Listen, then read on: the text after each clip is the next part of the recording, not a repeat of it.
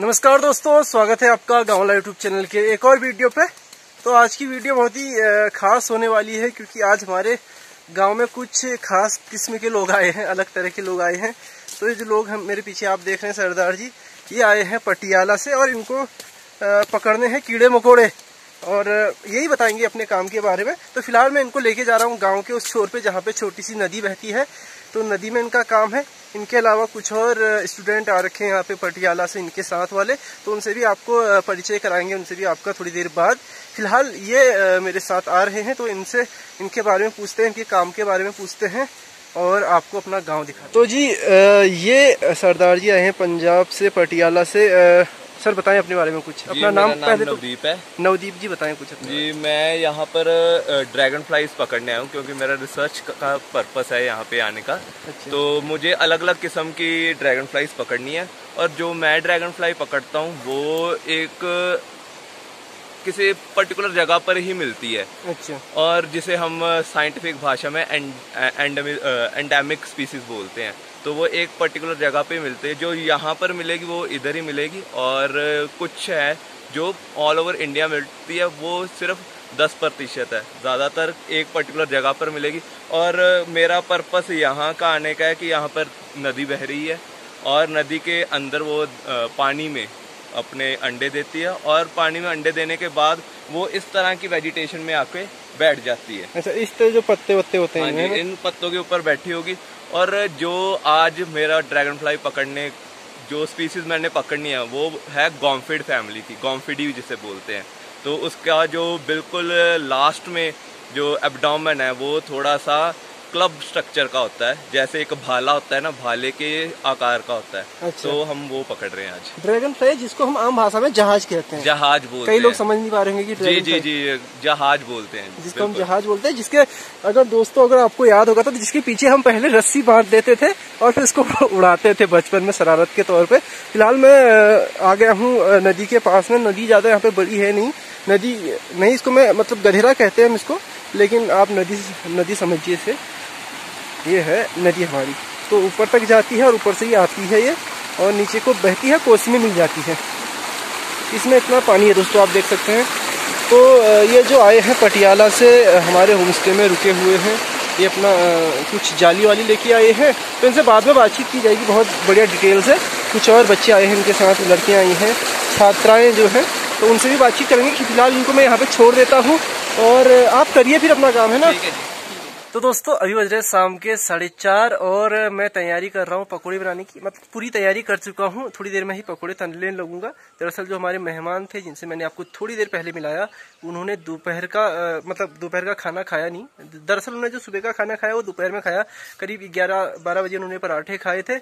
इस वजह से उनको भूख नहीं लगी थी जब दोपहर में चावल वावल खाने का टाइम होता है।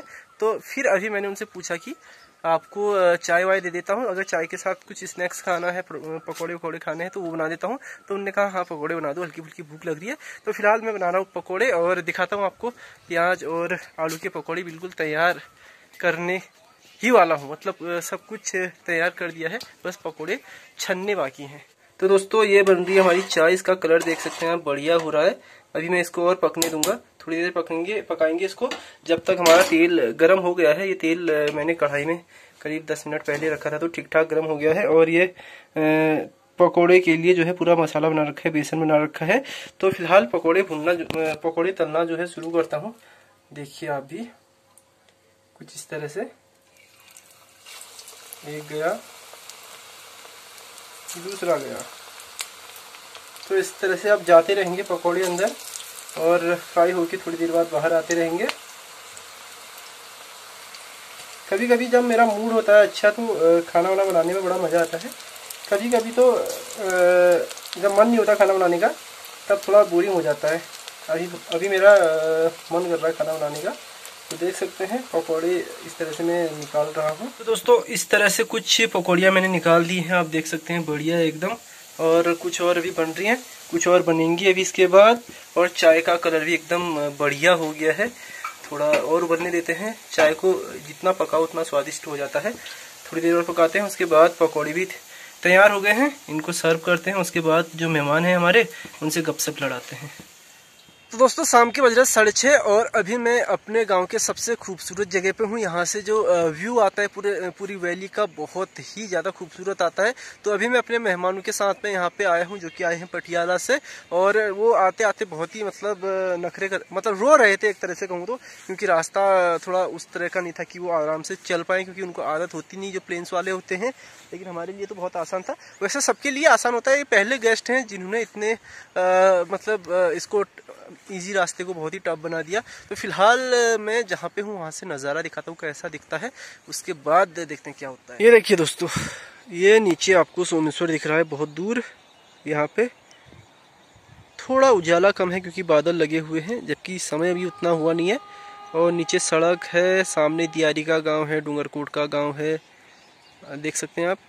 काफ़ी सुंदर है, सामने पूरा जंगल है और जंगल में भी बादल थोड़ा मंडरा रहे हैं। और जो हमारे मेहमान हैं वो यहाँ पे बैठे हुए हैं। बैठे क्या है मतलब फ़ोटो वोटो भी खिंचवा रहे हैं।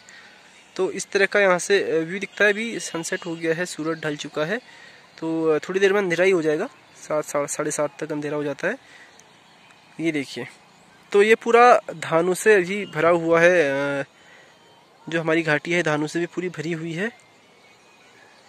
ये देखिए, काफ़ी बढ़िया दृश्य, एकदम हरियाली। तो दोस्तों मैं कोशिश कर रहा था कि जो हमारे यहाँ पे होम स्टे में शोधार्थी आए थे उनसे मैं बातचीत करूं और उनके साथ एक लंबी वीडियो बनाऊं, लेकिन वो इतने बिजी थे अपने काम में, अपने असाइनमेंट में, कि बिल्कुल भी समय उनके पास था नहीं। और मैंने सोचा कि उनको ज़्यादा परेशान नहीं करना चाहिए। बस शाम को एक बार घूमने वो आए, उसी समय वो फ्री हुए थे थोड़ा। और उसके अलावा अभी मैं सोच रहा था कि रात में उन्होंने वो बल्ब लगा के जो कीट पतंगे होते हैं उनको कलेक्ट कर रहे थे और उनके बारे में जान रहे थे और कुछ को कनेक्ट भी कर रहे थे। वो सब मैं वीडियो एक बार बनाने की सोच रहा था, लेकिन वो भी मैंने फिर बनाया नहीं, क्योंकि मैंने कहा ये फालतू में डिस्टर्ब हो जाएंगे। लेकिन सबसे खास बात जो मुझे ये लगी कि मैंने कभी सोचा नहीं था हमारे होम स्टे में इस तरह के भी लोग आएंगे। और अब मैं सोच रहा हूँ कि यार जो इस तरह के शोधार्थी होते हैं, जो शोध करते हैं, जिनको अच्छा पर्यावरण चाहिए और कुछ ऐसी कीट पतंगे चाहिए, ऐसा पशु पक्षी चाहिए। पक्षियों पे भी हमारे यहाँ पे काफी शोध हो सकते हैं, क्योंकि कई सारे पक्षी मैं देखता हूँ कि आते जाते रहते हैं और बहुत डिफरेंट टाइप के यहाँ पे बर्ड्स दिखते हैं। उनपे भी अगर कोई जैसे कुछ कर रहा हो, कोई शोध कर रहा हो, कोई रिसर्च कर रहा हो, तो वो यहाँ आके थोड़ा बहुत देख सकता है कि यहाँ पे कौन कौन से जो है कौन कौन सी प्रजाति के पक्षी हैं, कौन कौन सी प्रजाति के कीट पतंगे हैं, कीड़े हैं और बटरफ्लाई हैं, क्या बोलते हैं, मधुमक्खी ना सॉरी क्या बोलते हैं, तितली हैं।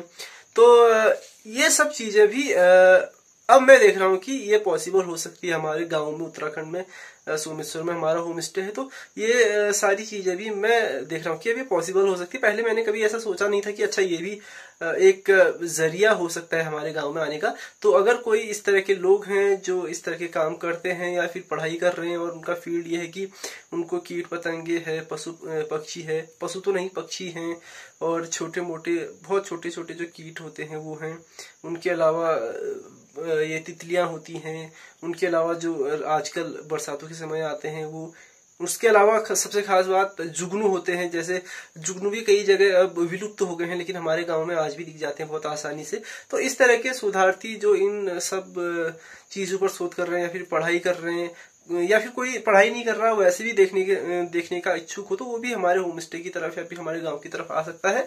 काफी कुछ यहाँ पे देखने के लिए है। ये एक बहुत बढ़िया मुझे एक दृष्टिकोण कहूंगा, जो मुझे लग रहा है कि हो सकता है कि भविष्य में इस तरह से भी लोग पहाड़ों पे आए या फिर हमारे गांव में आए और देखें और कलेक्ट करें चीजों को। फिलहाल आज की वीडियो को दोस्तों यहीं पे समाप्त करते हैं। काफी बोरिंग सा भी हो गया है, थोड़ा लंबा भी हो गया। लंबा तो नहीं, छोटा है। फिलहाल इस वीडियो को यहीं समाप्त करते हैं और मिलते हैं आपको एक नई वीडियो के साथ कल सुबह फिर से 8 बजे। तब तक के लिए tata bye bye, take care, अपना ख्याल रखिए। जय श्री राम, टाटा।